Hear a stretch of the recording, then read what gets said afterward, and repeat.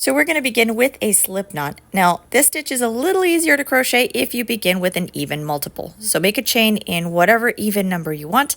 For the purposes of this demonstration, I'm going to chain 12.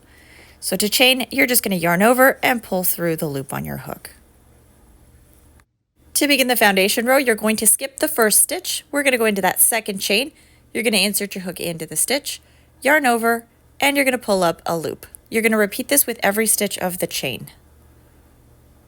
This stitch is worked with a standard return pass, so you're going to yarn over and pull through the first loop. And for the rest of the row, you're going to yarn over and pull through 2 until you are left with just 1 loop on your hook. To begin row 1 of our 2-row repeat, you're always going to skip the first vertical stitch, and you're going to cast on into the second one. You're going to knit stitch by inserting your hook between the 2 legs of the stitch, yarning over and pulling up a loop. You're going to skip the next stitch, but you're going to yarn over so you maintain your same stitch count. So at the end of the row, you'll still have cast on 12 loops on your hook. Now in the stitch that follows, you're going to knit stitch. So insert your hook between the 2 legs of the vertical stitch all the way back, yarn over and pull up a loop.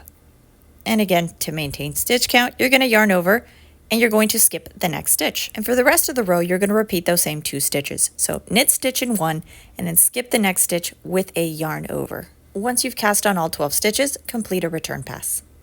After completing your first row, it should look a little like this. So you're going to have what I call an open stitch, which is this one that's a little bit wider, and then a closed stitch, which is this one. They both still have 2 legs on each stitch. One of them is just going to be wider and easier to work on, and then the other one is just a little more narrow. Row number 2, we're going to yarn over and skip that second vertical stitch or the closed stitch. We're going to knit stitch into the open stitch, and then you are going to repeat the same sequence. So skip the narrow stitch, yarn over, and then knit stitch into the open stitch. Here's what your fabric will look like after doing a foundation row, rows 1 and row 2. From here on out, you're just going to repeat the row 1 and row 2 until you complete the length that you want for your crochet work. So this is what it's going to look like after a few rows. Now once you reach whatever length it is you want for your project, you have to close it off with a bind off.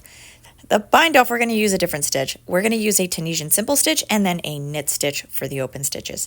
So in the narrow stitch or the closed vertical stitch, you're going to Tunisian simple stitch by inserting your hook behind the front leg of the stitch. Yarn over and pull up a loop. When you have 2 loops on your hook, you're going to yarn over and pull through both loops. In the open stitches, you're going to knit stitch and close as a single crochet. So cast on a knit stitch, and once you have 2 loops on your hook, you're going to yarn over and pull through both loops. You're going to repeat this throughout the rest of the row. So Tunisian simple stitch in the closed stitches, remember to close as a single crochet, and knit stitch in the open stitches, also closing as a single crochet. Cast on into the final stitch of the row, and then you're going to chain 1 to create a knot, cut your yarn, and then you're done.